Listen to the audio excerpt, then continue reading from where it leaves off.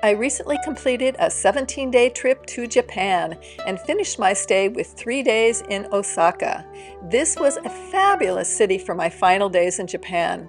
I'll share the highlights of what I think are the 5 best things to see in Osaka. I'll also include some honorable mentions at the end. Number 5. Team Lab Botanical Garden. My first night in Osaka, I had reserved a ticket for Team Lab Botanical Garden. I'm not quite sure how to describe it. It is an art installation, but also a light show that is staged within a botanical garden inside Nagai Park. I arrived 30 minutes before they opened and was ushered into a line. They had a very organized system with several lines and groupings so that there wasn't a rush to enter when they opened.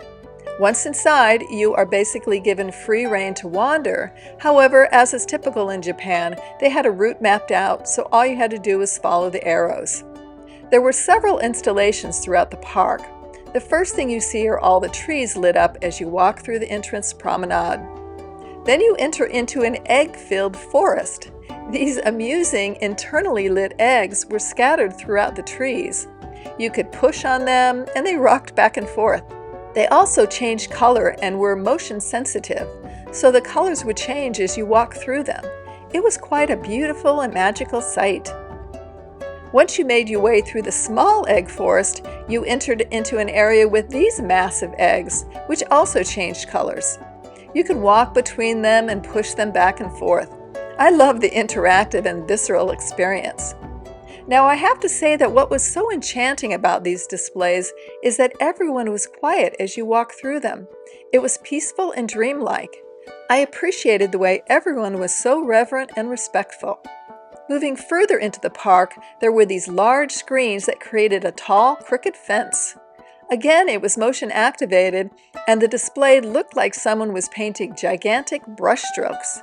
I watched this for some time and it didn't repeat in the same way. It was mesmerizing. There was a lake in the center of the park, and the installation there included what I would call floating lanterns. Again, it created a quiet, subtly moving visual display. So cool. And then there were projections on this big sculpture by the lake that kept morphing from one visual picture to another. It was such a fascinating experience. It was a visual feast for the eyes and certainly worth the 2,000 yen entrance fee. One note of caution: if you go, wear comfortable flat shoes. You are walking on dirt paths in the dark and you will want to be careful not to stumble. Number 4, Osaka Castle, Museum and Gardens. Osaka Castle is often cited as the #1 place to visit in Osaka. It certainly is a landmark. The Osaka Castle Museum and Gardens make up an entire complex with separate admission to the museum and gardens. I visited the castle first. There was a long line to purchase tickets at a couple of self-administered kiosks. I paid 600 yen to enter. There are 8 stories to get to the top. When I entered, I was told the elevator only took us to the 5th floor, and if we didn't want to wait in line for the elevator, we could just take the stairs.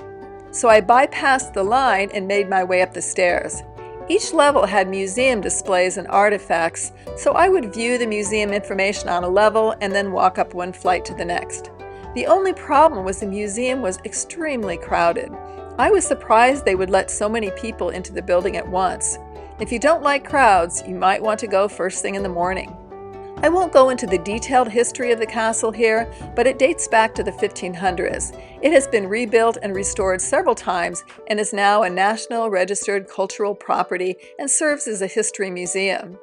It was interesting to take in the exhibits as you slowly climbed your way to the top. Once on the highest floor, there's a balcony that surrounds the entire level. It is quite narrow, so I had to squeeze through people to find an opening to take in the views, which were quite spectacular.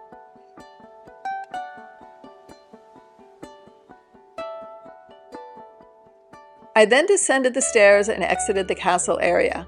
Across from it was a shrine where I didn't spend too much time.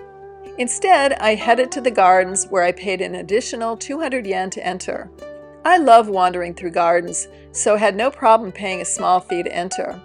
They had an arrowed loop, so I walked through the park following the arrows, which I assumed would take me to the gardens. After walking a long loop, I realized that this was the garden. Just this big grassy park area. No special flower plantings, so I was a little disappointed. However, it was much quieter here than at the castle, so I took the opportunity to relax in the shade and take photos of the castle from a different angle. One note: when you get to the park, there is an uphill walk to get to the castle.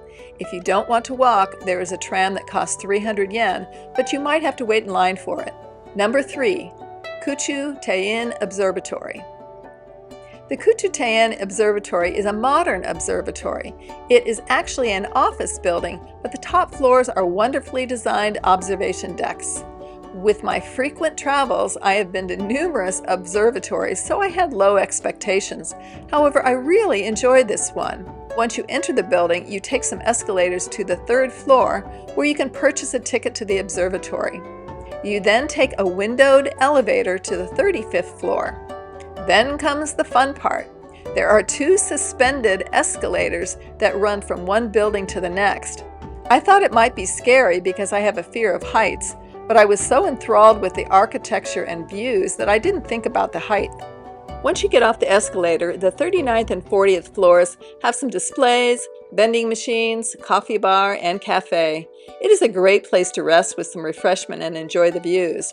But the piece de resistance is an amazing outdoor loop that gives you an open-air, 360-degree view of the city. Oh, and if you come as a couple, you can purchase a love lock to hang on these fences. Here are some more images of the observatory. A couple notes. It stays open fairly late, so many people go there to watch the sunset. If it is raining, you are not allowed to use umbrellas on the rooftop. It is a safety thing because if they blew off the roof, they could hurt someone below. Number 2. Shinsekai. I saved Shinsekai for the evening because I wanted to go when it was all lit up. And lit up it was. It was like a carnival on steroids. There were some stores that had closed down for the day, but there were plenty that were open. The streets are lined with tiny restaurants and food stalls, intermixed with claw machines and arcade games. There are gold Buddhas everywhere that certainly catch your attention. It was definitely a sensory overload, but certainly fun to experience. My next stop in Shinsekai was the Janjan Yokusho covered shopping arcade. It was similar to the other area, lined with cheap eats, souvenir shops, and arcades. I heard loud noise coming from one place, so I peeked in and saw all these people playing these pinball-type games. Take a listen.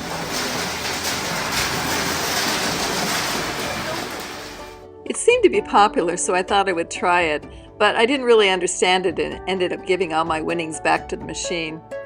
Still a fun experience. The biggest attraction in Shinsekai is the Tsutenkaku Tower. I had saved it for last because I wanted to go up at night to see the city lights.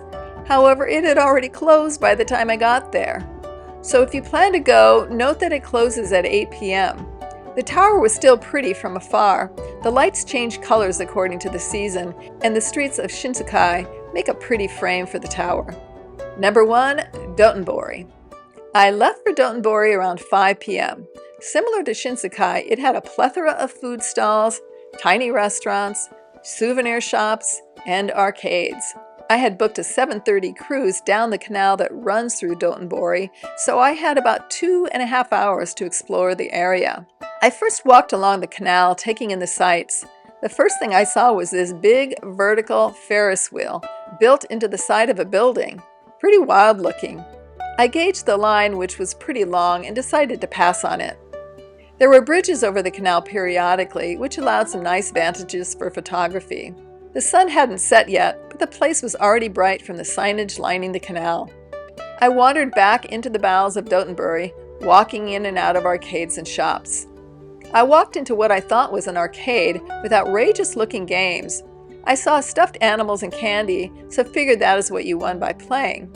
I had a wild experience playing a machine that I utterly did not understand. The attendant told me to just hold my hand on a button and all these tiny silver balls just flew.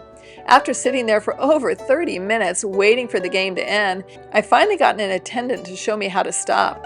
He pushed a button and gave me a ticket that I thought I would exchange for a toy, but they wanted me to exchange it for alcohol. When I refused, they led me out to an alley and had me exchange my ticket for cash. Evidently, I had tripled my money. An absolutely ridiculous experience. When I got home, I looked it up and realized I had walked into a pachinko parlor. I had heard of pachinko, but didn't put two and two together. Anyway, it was a fun new experience that I doubt I will ever repeat.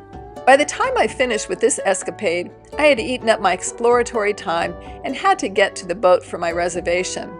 I took the boat up and down the river, which gave some nice views of the area, including the famous Running Man advertisement. It was a bit of a sedate cruise with no narration. I'm not sure I saw anything more than I couldn't have seen by walking along the canal, but it did allow some nice photo ops. I had been avoiding all the food stalls in Japan because I like to eat healthy and avoid fried foods. I had seen many videos before my trip extolling the joys of eating from these Japanese skewer shops. So, since this was my last night in Japan, I thought I should at least sample some of the popular foods. My first attempt were these rice dumplings on a skewer with a sweet soy syrup. They were tasty, but heavy and somewhat gluey. They just didn't seem worth the calories, so I didn't finish them. Then I tried the famous takoyaki. It was really fun to watch them skillfully make these treats, which are made of octopus and some sort of breading. But I took one bite and couldn't handle the weird texture. I know, I'm not a very adventurous eater. So instead of pursuing more of this fare, I headed back to Osaka Station and found a great place with salads, much more to my liking. So those are my 5 favorite places. However, I have a few other honorable mentions. Osaka Station is a gigantic train terminal, but it is also a huge complex with restaurants and shops. If you plan on traveling through there, take some time to explore. Also, next door to the station is the Grand Front Shopping Mall that has some of your typical high-end stores, but it also houses some of the nicest restaurants I enjoyed. I ate in the complex numerous times and found the food much more palatable to my Western taste. There's a nice plaza between the mall and the train terminal that has some lounging areas and this giant teddy bear. And if you like fun desserts, in the mall's basement you will find the Haruchi Fruit Farm. It has some amazing, beautifully designed desserts that are absolutely scrumptious. That concluded my trip to Japan. I have left links to all my Japan travel videos in the description below. As always, feel free to ask questions in the comments section or join the new Facebook travel forum. I have left a link to that as well. And if you'd like to follow more of my senior and solo travel journeys, please like and subscribe. Next stop, Seoul, South Korea.